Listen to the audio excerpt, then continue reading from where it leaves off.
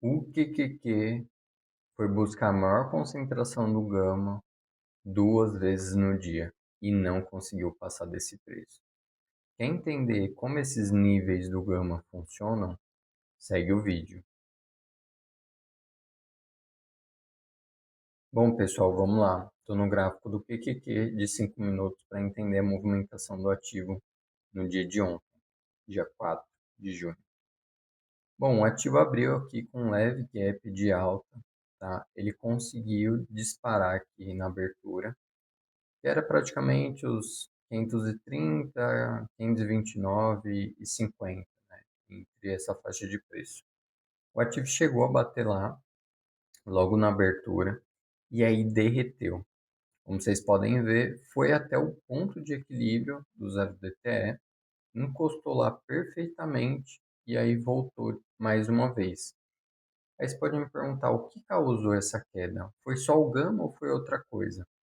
Por volta das 11 da manhã, nesse candle aqui, saiu o PMI de serviços, tá? Que é a grande máquina dos Estados Unidos na parte econômica é o setor de serviços, tá?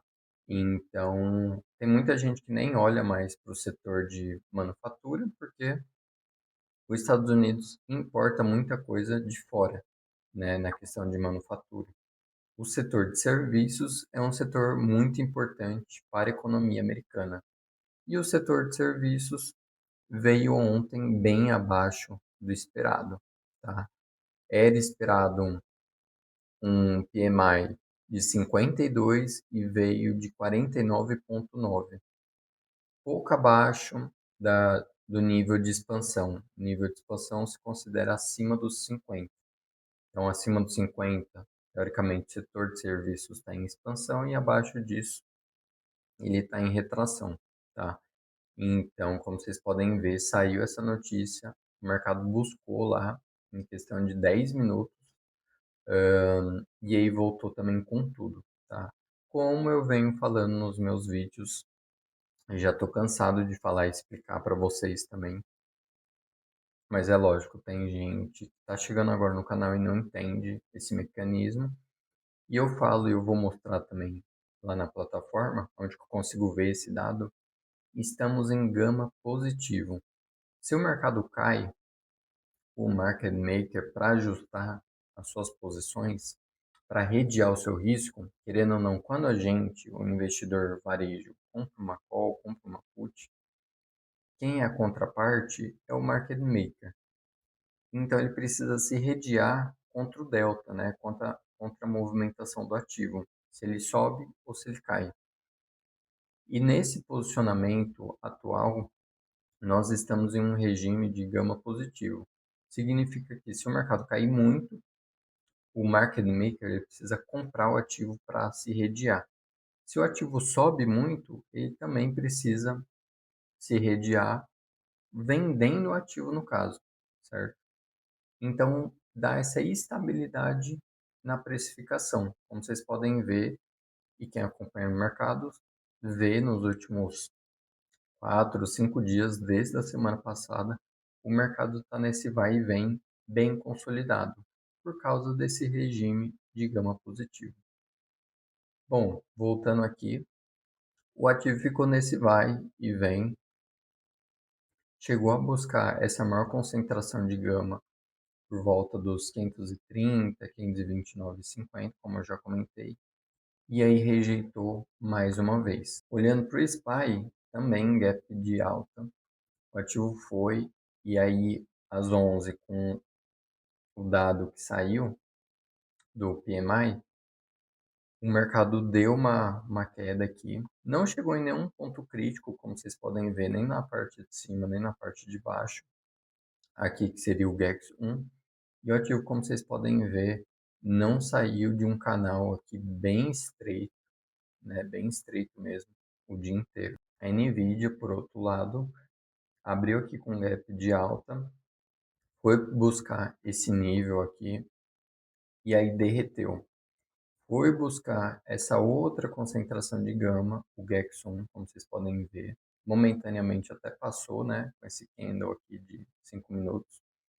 e aí voltou forte, mas mesmo assim não conseguiu nem voltar para sua máxima intradiária aqui por volta dos US$ 142, ficou no meio do caminho. Por último, aqui a Tesla foi na contramão do mercado. Ela só caiu aqui desde a abertura, foi buscar essa concentração no gama do suporte e aí ficou consolidada aqui o resto do dia, bem próximo da mínima aqui do dia. Agora eu estou na plataforma do MentorQ, que é o meu provedor dos dados do Gama, e aqui a gente consegue ver com detalhes as concentrações em cada strike.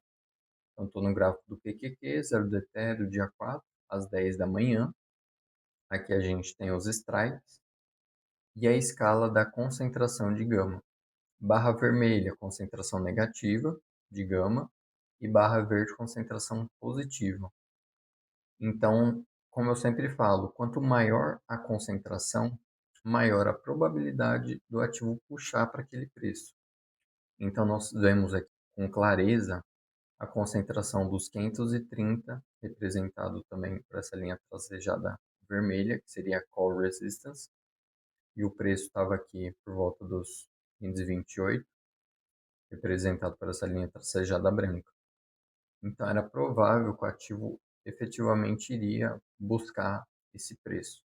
E foi o que aconteceu. O mercado consolidou, buscou lá duas vezes e fechou logo abaixo desse strike. Para finalizar o vídeo de hoje, então, vamos dar uma olhada na empresa Broadcom, que é a AVGO, tá, o ticker aqui em cima. Então, o ativo está em condição de gama positivo também. Sazonalidade está levemente positiva. Momento está bem alto. Então, o ativo vem subindo constantemente de forma positiva. Volatilidade está no neutro. E a convicção aqui dos compradores está alta. Não está no máximo, que seria o 5, mas está alta. Eu vou comentar sobre esse ativo porque o ativo vai divulgar seus balanços hoje no final do dia. Essa empresa é uma empresa muito importante para o setor de semicondutores e eu estou pensando em abrir uma estrutura com as opções no dia de hoje. Então, eu queria passar um pouco do meu racional aqui, dos dados, o que eu estou vendo. Então, aqui, muito positivo, se o ativo cair, o market maker vai ter que comprar, então vai segurar o preço. Se o ativo também subir muito, o market maker vai segurar. Sazonalidade positiva, o momento está bom e a pontuação das opções também está muito boa. Se nós olharmos para as concentrações de gama, nós teremos um alvo aqui por volta dos 270 como primeiro alvo. Então, provavelmente, quando chegar lá, o market maker vai bater no preço, como foi o caso da NVIDIA. A NVIDIA chegou no meu alvo de 145, infelizmente chegou no pré-market, e assim que abriu, o market maker começou a bater muito forte no ativo e puxou o ativo para baixo.